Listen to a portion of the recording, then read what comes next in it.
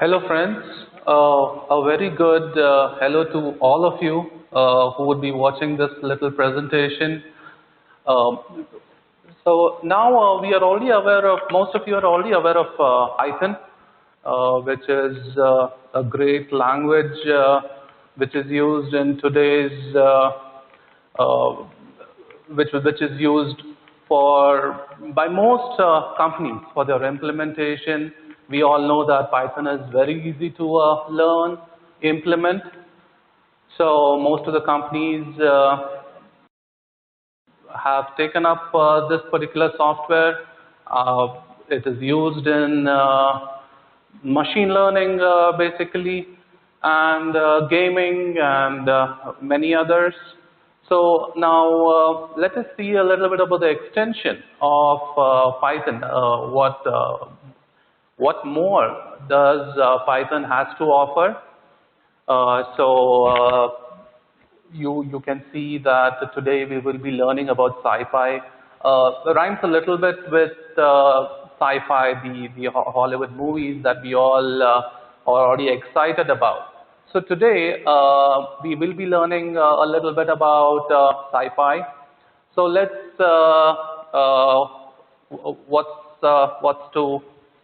what does it have to offer? So now let's first quickly dive into the objectives of SciPy. So these are the things that we would be discussing. These are the what is the SciPy, the history of SciPy, why use SciPy, NumPy versus SciPy, SciPy packages, SciPy installation, SciPy optimize and minimize, and we will be looking at a couple of programs. Now, to begin with, what is SciPy? SciPy is firstly it's an open source scientific library of Python that is distributed under Berkeley Software Distributed License. It is used to solve the complex scientific and mathematical problems. It is built on top of NumPy extension, which means if we import SciPy, there is no need to import NumPy. SciPy depends on NumPy, including appropriate fast n-array manipulations. It runs on popular operating systems and provides many user-friendly and effective numerical functions for numerical integration and optimization.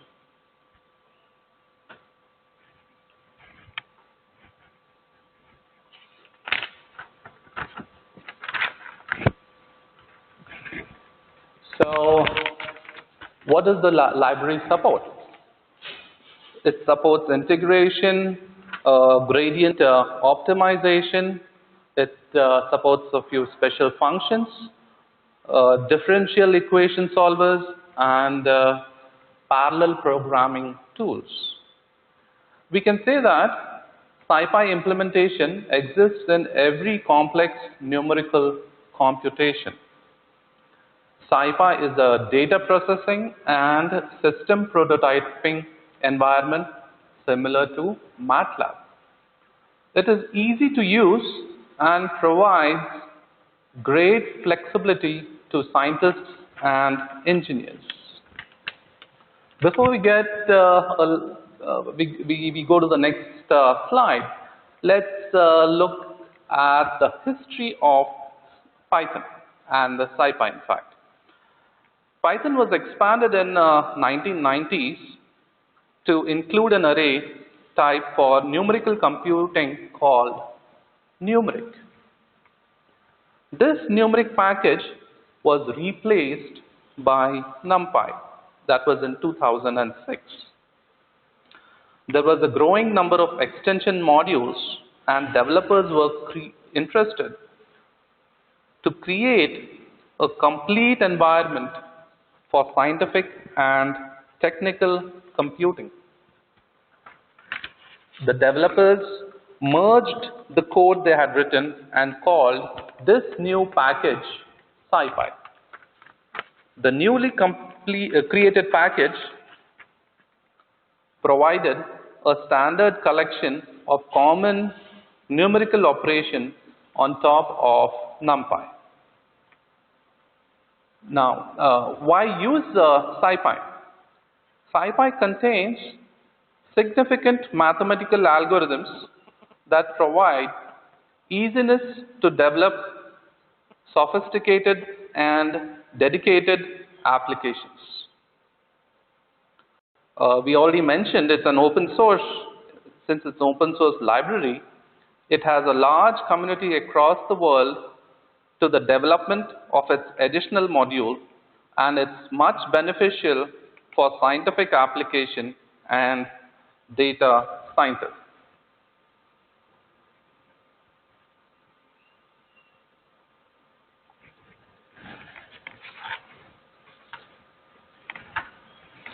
Now let's see what are the small differences between NumPy and SciPy. They are both used for mathematical and numerical analysis. So what's the difference?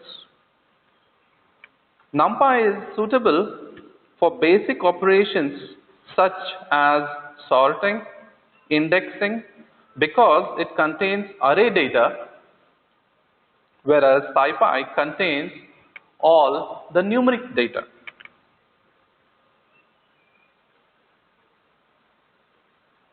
Sorry about that.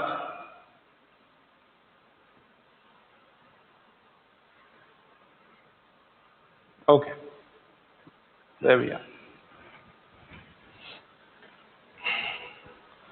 SciPy contains many functions that are used to resolve linear algebra, Fourier transforms, whereas SciPy library contains full-featured version of the linear algebra module as well as many other numeric algorithms.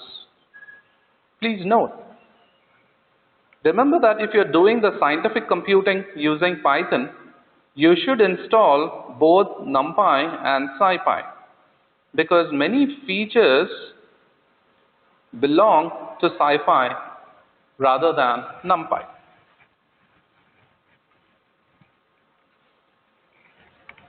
Now let's take a look at some of the sub-package SciPy has to offer. Now there are quite a few of them, around 16 looks like. So the first one, SciPy cluster, you can see that the cluster algorithms are used to vector quantization. Constants, wherein they represent physical and mathematical constants. Then Fourier transforms, integration routines, interpolation, linear algebra routine. It's used for data input-output.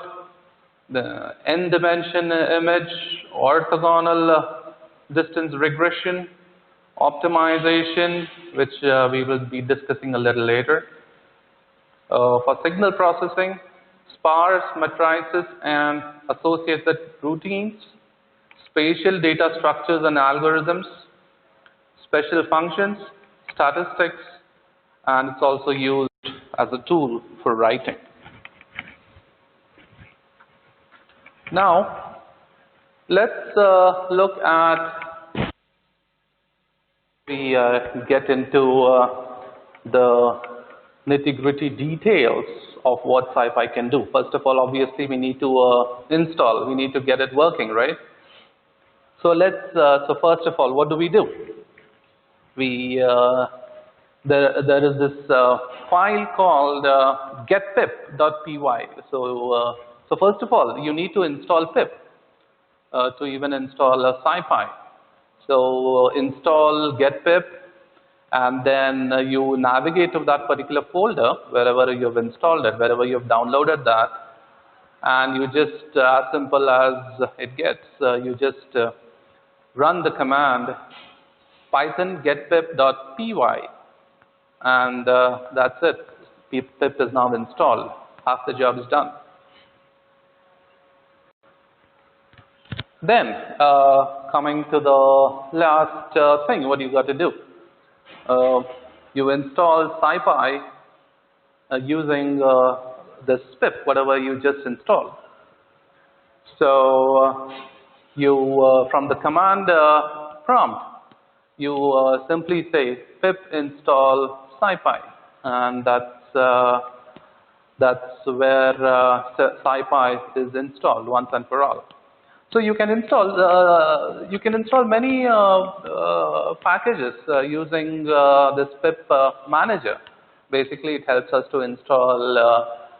You can install some of the packages that we will be discussing a little more. You can install NumPy. You can install. Then a little later, we will be looking at one of. In one of the programs, we will be looking at Gecko, right? Which is also used for a package which is used for scientific calculations. So now let's see.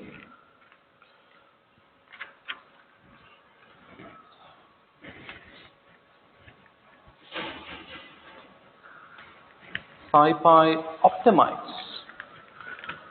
The Optimize package provides various commonly used optimization algorithms.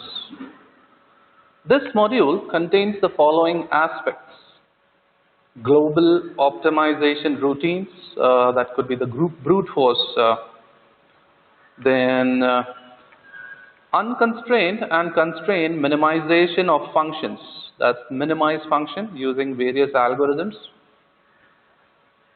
Least squares minimization algorithms. So we have a couple of functions here, at least least square and curve fit.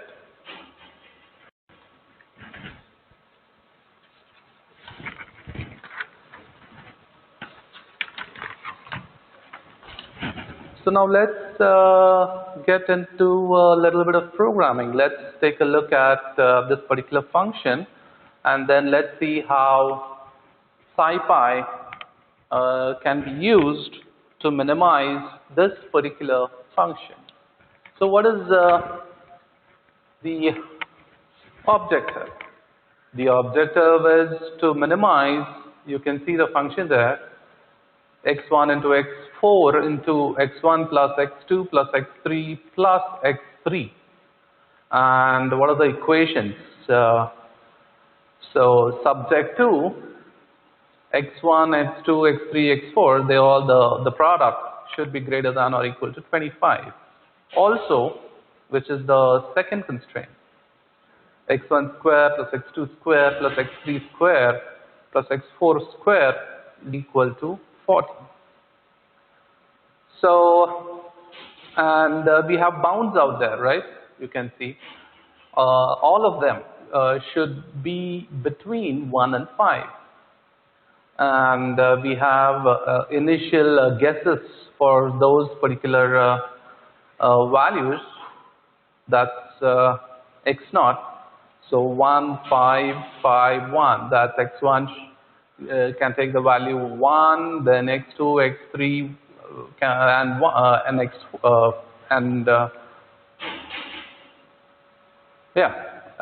so those are the initial x1, x1 is 1, x2, x3, x4. They take values as 5, 5, 1 respectively, right? So now just we'll see how we do the programming in Python using SciPy. So now just let's quickly trace this particular program. Let's quickly take a look at this program and see what it has to offer. So now from Gecko import Gecko. So from that particular package you import Gecko, and then from import NumPy, and then you now as we just mentioned a little earlier, what's Gecko? It's a Python package for large-scale optimization. So now what are they doing there?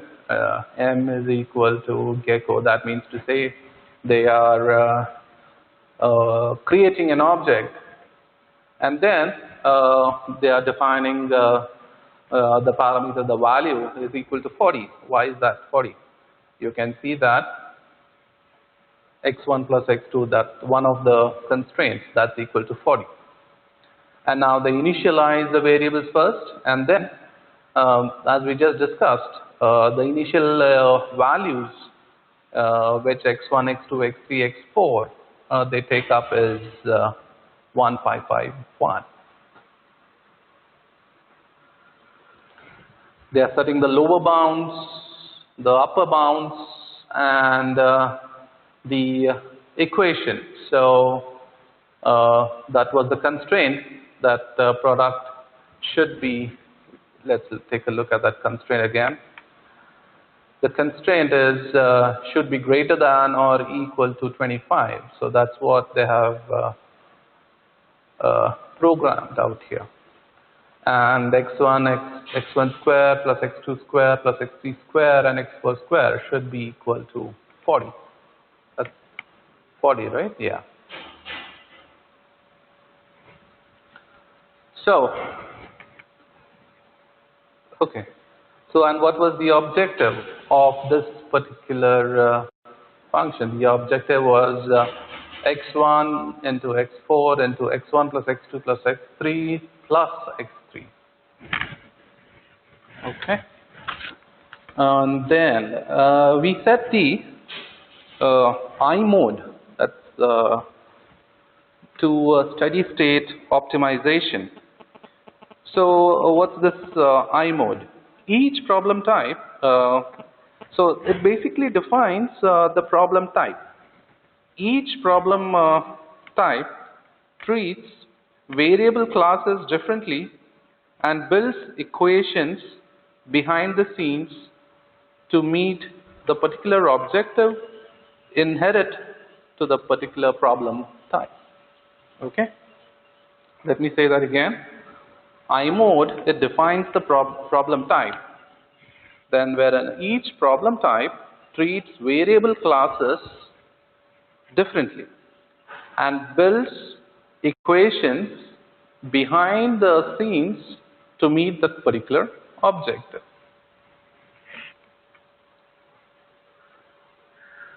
So now that's finally what we get. So m dot solve, the solve function, basically when we call that function, we get the values of x1, x2, x3 and x4. So I don't have Python installed on this laptop, unfortunately, but run this, follow the instructions, install pip and SciPy. It's as easy as it gets. Then run this program and you will get your output. You will get the values of x1, x2, x3 and x4.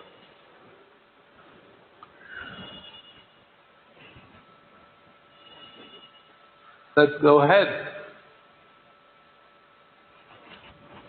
Okay, next, what do we have? So next we have, I'm sure you must have heard of the knapsack problem in your data, in your design and analysis of algorithms, right? You have greedy knapsack, you have dynamic 0-1 knapsack. So let's take a look. So what, I mean, the picture here says it all. I mean, you can see that the purpose of, what's the purpose of this problem? Let me just do a quick recap of what the knapsack problem is all about. The purpose of the knapsack problem is to select which items fit into the bag without exceeding a weight limit and of what can be carried, right? We solve the problem with an integer programming solver by setting up each item as a binary variable, 0 or 1. The 0 decision means you don't put that item in the knapsack, right? And while a 1, obviously you take that item. So now, so those are the items.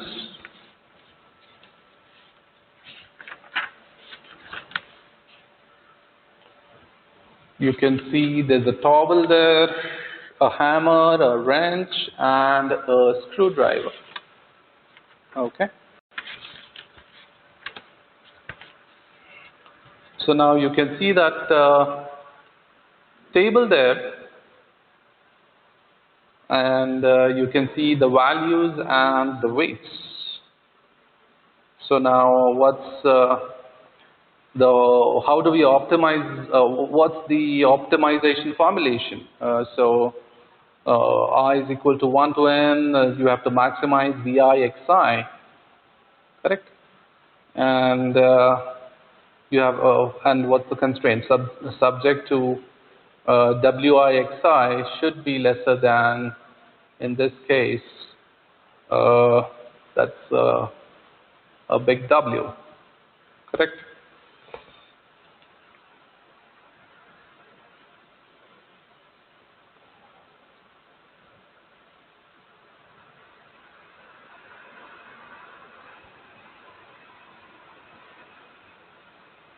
Where an xi is either 0 or 1, okay?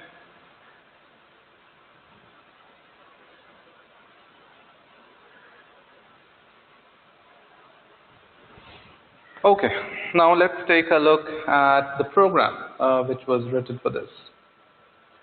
Now again, we import the Gecko package, and you can see that we have those 4 items, and the values and the weights are mentioned out there in the program 11836 and 3574.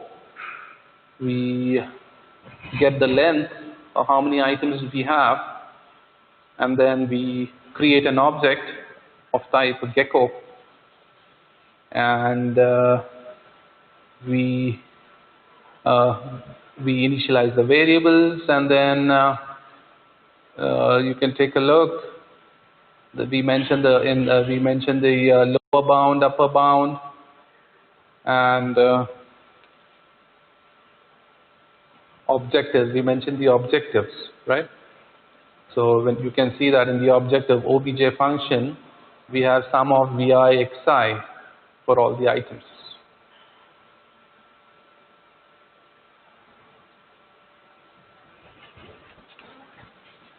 We know that the limit is 14, right?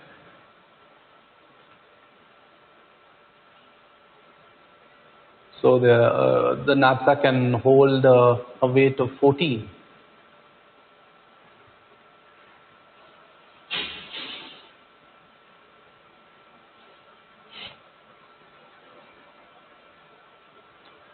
And then the equation. So the equation, we know that that particular weight and that for that particular item, it should not exceed 14, correct? So that's what they mean by that. Wi into xi for all those items should not exceed 14. It could be lesser than or equal to, correct? So then we optimize it with the APOTT problem solver, right? Wherein, and then we use the solver, we initialize it to 1 first, and then we call the solve method.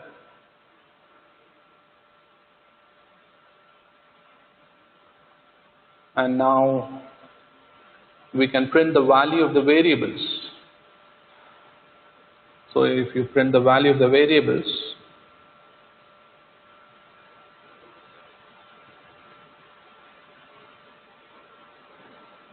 you can this